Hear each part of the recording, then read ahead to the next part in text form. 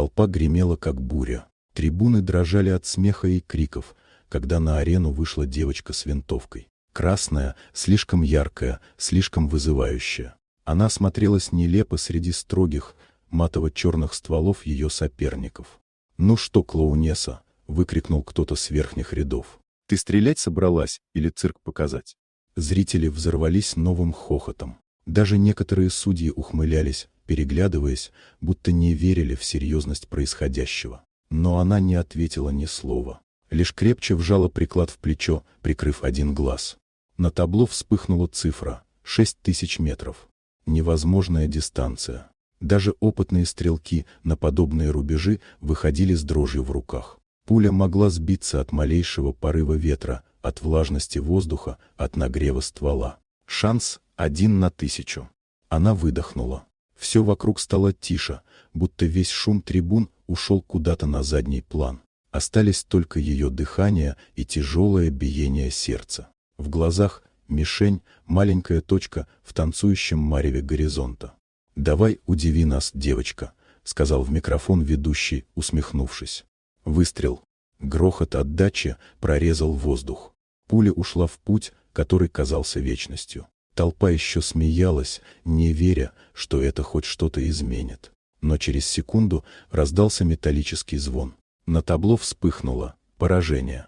И тогда смех оборвался. На трибунах повисла тишина, такая плотная, что было слышно, как кто-то уронил пластиковый стакан. Несколько тысяч человек, еще мгновение назад смеявшихся над ее винтовкой, теперь не могли даже моргнуть.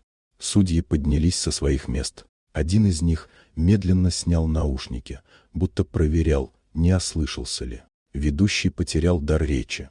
Она опустила оружие, не торопясь, как будто сделала нечто совершенно обыденное. Лицо ее было спокойным, только в глазах горел странный свет. С трибун, наконец, вырвался одинокий возглас. «Как?». А затем раздались аплодисменты. Сначала робкие, неуверенные, потом все громче и громче. Шум поднялся такой, что казалось, арена рухнет. Те, кто смеялся, теперь хлопали стоя, не веря собственным глазам.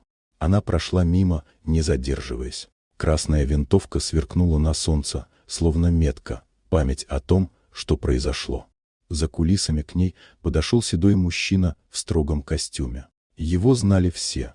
Полковник Ричардсон, главный наставник Академии стрелков. «Как тебя зовут?» — спросил он. «Эйвери», — ответила она спокойно. «Эйвери», — повторил он, словно пробуя это имя на вкус. «Теперь о тебе заговорят во всем мире». Она кивнула. В ее глазах не было ни гордости, ни страха, только холодная уверенность. Толпа еще долго не утихала. Люди будут пересказывать эту историю снова и снова. Мы смеялись над ее красной винтовкой, пока один выстрел с 6000 метров не заставил весь мир замолчать. И где-то внутри каждый понял, это был не конец истории. Это было только начало легенды.